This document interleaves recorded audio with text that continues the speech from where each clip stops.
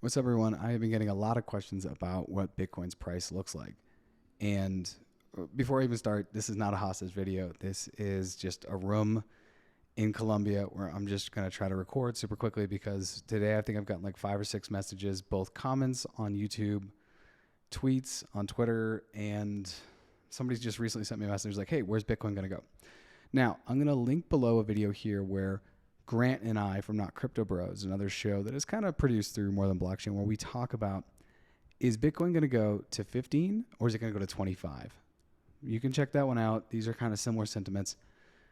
The reality of it is no one really knows. We don't know. It's a very volatile asset. It's super sensitive to the news cycle. There's maybe never been anything else that's as sensitive to the news cycle as Bitcoin. And because it's traded 24/7 and it's a global asset, by the time you wake up, crazy things could have happened. So as far as investment advice goes, and I guess this is investment advice, even though hashtag not financial advice, you should always be DCAing. DCAing means dollar cost averaging, putting a little bit into the market every week that you feel is acceptable. It could be $10. I have a good buddy that just puts $10 in every once in a while because why not? So that's time in the market over timing the market is really important. But that's not to say that you don't want to have a little bit of cash on the side right now waiting for a gully. I don't know what that looks like. Maybe that's 19,000. Maybe that's 17,000. Maybe that's 15,000. I don't think it's going to go down to 12,000. Originally, I had said that Bitcoin is going to go down to about 8 to 12,000, but I no longer think that. I think if it went to 15, that would be, if it's at 15 and you got some cash on hand, you may want to think about deploying it more than your DCA and just kind of really level things out, because I think after the 2024 halving and the 2025 bull run, I don't ever think that we're going to see a sub 20 Bitcoin again, because I think in the next bull run, we're going to see somewhere between 125 to 175, because you have the 200, people are saying 250. We'll see.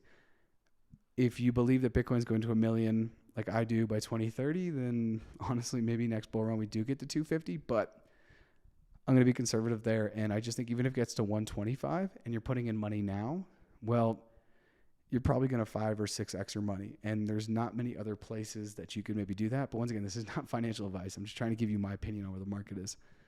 There's been a lot of regulation recently, and I think that is kind of like keeping things at bay currently. The other thing is there's been a lot of tech layoffs. So some of the more retail investors, at least in the United States, that maybe have a little bit more liquidity because they're getting paid $180,000 a year, they no longer have that. I do think we're going to see Bitcoin go lower before we see it go really high, and I'd be super surprised. Save this video, hop in the comments, and roast me. I'd be super surprised if Bitcoin finishes the year over 35. Partly to do with, I think the global economy is still reeling. Now, I know Janet Yellen will say that jobs are good and employment is great, where we're creating jobs and employment is low. But like most people I know everywhere around the world, they're now paying 20 to 30% more for their food. And in America, there's still such a large swath of people that are buried under student debt, under credit card debt, under car loans, under payday loans. So I just think that things may get worse before they get better. And I feel like that's the same for Bitcoin. So you may see the price right now is around 22,000, and I think we'll go down to about somewhere between 17 to 19. If it hit 15, like I said, if you have cash on the side, then you may want to deploy it. But I do think by the end of the year, we should finish out on 35 on our way to the halving. The halving is going to happen in March and April. And so normally a year out from the halving is when you start to see Bitcoin's Bitcoin's lowest prices, right? So if you want to extrapolate that out, that would be 2023, March, April. Now, I think that's a perfect time for Bitcoin to really hit a gully. And this is where I'm holding cash on hand. Once again, this is what I'm doing. Please, this is not financial advice. I'm just telling you what I'm doing. I'm keeping cash on hand until probably late March, early April, because when tax season comes around, people are going to have to sell. So if Bitcoin's around 22 at the end of March, when people sell to be able to cover their taxes, you best believe that it's going to go down a little bit. If you look back in 2021, it was flying and it was going up to like 69,000. It was like 58, 59. Tax season came and Elon said that he was no longer going to receive Bitcoin for Tesla, and it just tanked.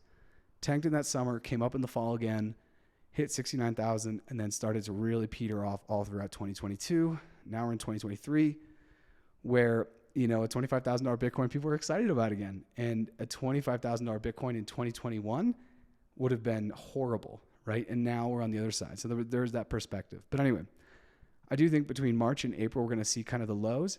It's a year out from the halving. People have to pay taxes. So that's what I would stay and look out for. I think this spring, by the time we get to the summer, I do expect us to crack 25 and start to go up until we hit around 35 and finish the year around 35, get into the halving. At the end of 2024, we're going to be cracking all-time highs. And I do think by January, you can write this down. By January 2025, I totally think we're going to be at around 100K, 80 to 100K Bitcoin. As we get into the spring of 2025, that's where you're going to start to see all-time highs. That will be a year out from the halving, and there's just going to be crazy sentiment. And depending upon the U.S. election and other macro events, the U.S. may start printing again. That thing called quantitative easing, they may turn on the printing press. So anyways, wanted to make this super short video. I'm out of breath. I'm at altitude, guys. I'm sorry. Wanted to make this super short video. I hope everyone enjoys it. Leave in the comments your thoughts. Am I right? Am I wrong? At the end of the day, no one knows what's going to happen with Bitcoin, and that's why we all love it. There's always chaos and opportunity, and there's always opportunity and chaos. So look out for the new episode dropping on Tuesday. It's going to be about AI, and I'll see everyone soon. Thanks.